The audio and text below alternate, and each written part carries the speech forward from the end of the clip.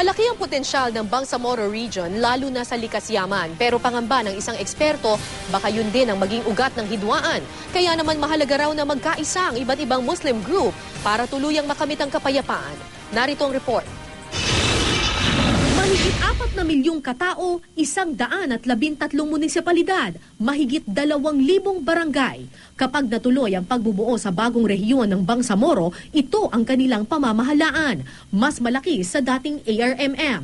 Ayon sa political analyst na si Professor Clarita Carlos, malaki ang potensyal ng Bangsamoro Region pagdating sa natural resources. Kaya pangamba nila ang paghahati-hati ng pondo at interes sa likas yaman ang posibleng maging tampulan ng di pagkakaunawaan. The Bangsamoro will be sitting on precious minerals, even oil and natural gas dun sa kanilang sharing ng resources, percentages. Kasi yan ang pinakamalaking hamon eh. Bibigyan kasi lang sariling karapatan yung Bangsamoro government na magkaroon ng sarili nilang taxation. At pag mayroong taxation sila, may revenue yan. So sino makikinabang sa bagong revenue na ma-generate ng Bangsamoro government? Si Professor Romel Banlawi ng Philippine Institute for Peace ay ilang taon nang pinag-aaralan ng Mindanao conflict. Aniya, maganda sa papel ang Bangsamoro framework, pero hindi ito ganun kadaling ipatupad. Lalo pat maraming iba't ibang grupo sa Mindanao na may kanya-kanyang interes. Tulad ng MNLF ni Nur Miswari na siyang unang naging gobernador ng ARMM. Pangamba ni Banlawi kung di maipagkakaisa ang MNLF, MILF, BIFF at iba pang Muslim group sa rehiyon, hindi matatapos ang gulo, ilang peace agreements man ang pirmahan.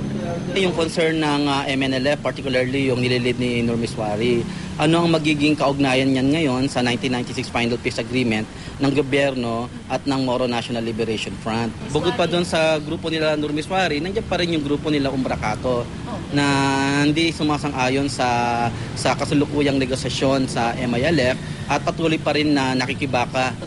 Ayon kay Government Peace Panel Chief Negotiator Marvic Leonen, walang dahilan para magkaroon ng agam-agam.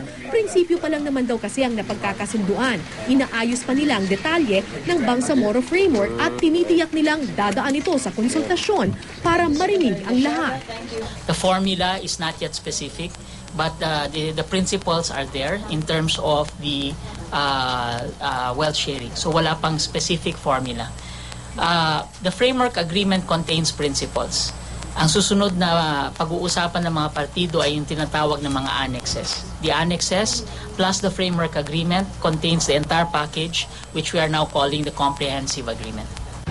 Ayon naman kay Professor Carlos, hamon ito para sa mga Muslim leader na patunayang may kapasidad silang magsarili at pamahalaan ang malaking bahagi ng Mindanao.